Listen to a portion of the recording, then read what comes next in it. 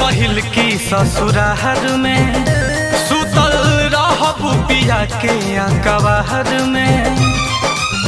ओही रात दूर तुता हो जइबू हमसे, ओही रात दूर तुता हो जइबू हमसे।